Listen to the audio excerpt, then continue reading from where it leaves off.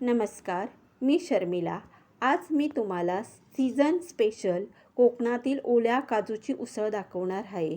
त्याकरिता मी इथे काजू, गरम मसाले, कांदा, कोथिंबीर, आलं, लसूण, कोथिंबीरची देठं, ओला आणि थोडासा सुका नारळ घेतला, हिरवी मिरची, तमालपत्र, गरम मसाले घेतले आहेत. तर मी आता त्याकरिता मी हे वाटप भाजून घेणार आहे. त्याकरिता मी 1 चमचा तेल टाकलं आहे. त्याच्यामध्ये एक मी मोठी वेलची टाकते. त्याच्यामध्ये थोडंसं दगडफूल टाकते. 7-8 लसूणच्या पाकळ्या टाकल्या आहेत मी. आता त्यामध्ये मी थोडंसं आलं टाकते. त्याच्यामध्ये मी एक बारीक मिरची टाकते तुकडे बनवून.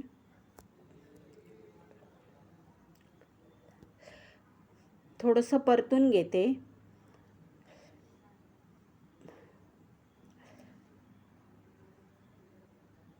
त्याच्यामध्ये मी कढीपत्ता टाकते.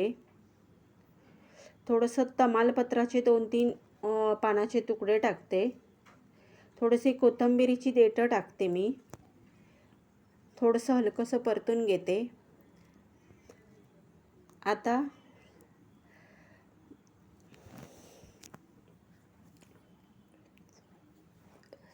आता त्यामध्ये मी 2 बारीक चिरून कांदे टाकते आहे. ते हलकेसे परतून घेते. त्याच्यामध्ये मी किंचितभर साखर टाकली आहे. आता कांदा लवकर शिजायला पाहिजे म्हणून मी हे थोडंसं मीठ टाकते आतमध्ये. आता मी ह्याच्यामध्ये हा सुका नारळ टाकते आहे.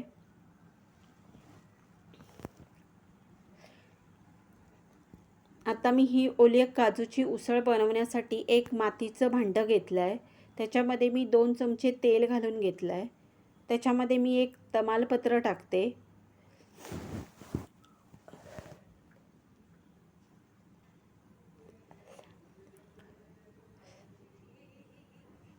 त्याच्यामध्ये एक बारीक कांदा चिरून टाकते आहे मी.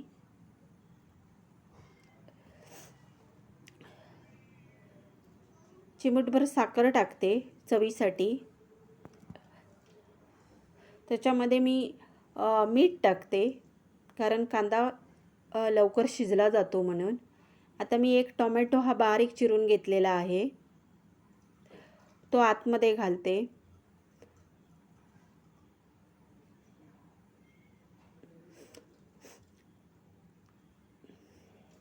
आता माझा हा कांदा टोमॅटो चांगला शिजलेला आहे. त्याच्यामध्ये मी मालवणी मसाला, गरम मसाला, हिंग आणि हळद घातली आहे.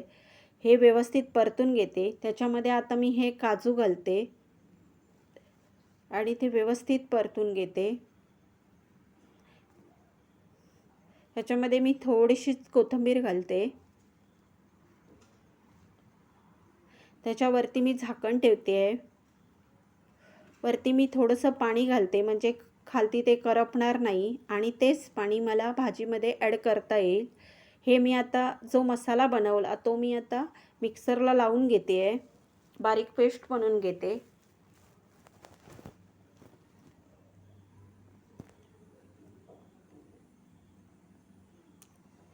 आता माझे काजू शिजत आले आहेत. त्याच्यामध्ये मी बनवलेली ही पेस्ट ॲड करते आणि ढवळून त्यांना एक 5 मिनटं चांगलं शिजवून घेते.